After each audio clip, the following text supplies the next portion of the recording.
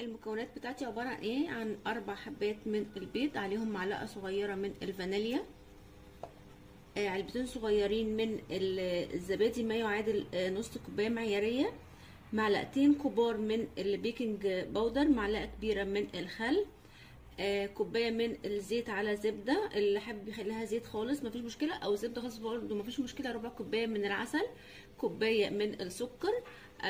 انا مش مزودة السكر قوي عشان عندي ربع كوباية العسل، ومعايا كوباية من الحليب. دلوقتي هحط الحليب اللبن اللي معايا، وكمان البيض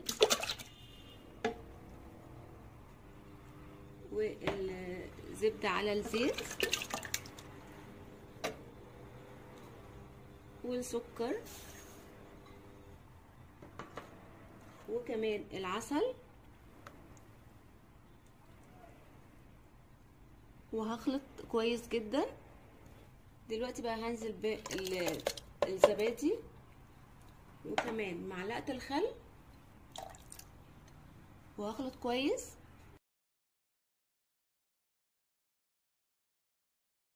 بقى هنزل بالخليط بتاعي في البولة بالشكل ده كده.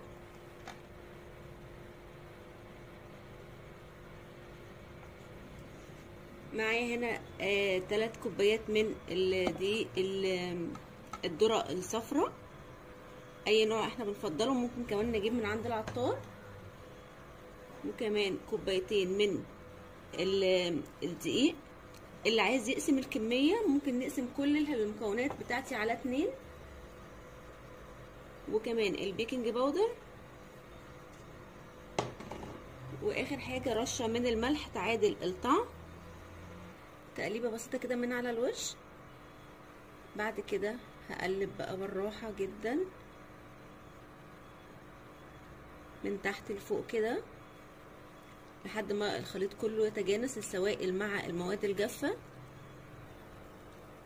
هخفق كويس واجيب من تحت كده ومن الجناب علشان ما يكونش فيه معايا دقيق ما خلطش مع السوائل بالشكل ده كده. مش هخاف ابدا، ما فيش حاجه هتهبط، ما تخافوش، قلبوا كويس، حاولوا كل التكتلات دي ما تكونش موجوده كده. الخليط بتاعي بقى جاهز معايا بالشكل اللي احنا شايفينه ده، وهو ده القوام المظبوط اللي احنا عايزين نوصل له. دلوقتي معايا الصينيه بتاعتي اللي هدخلها الفرن مدهونه زبده، هنزل بالخليط بتاعي بالشكل ده كده.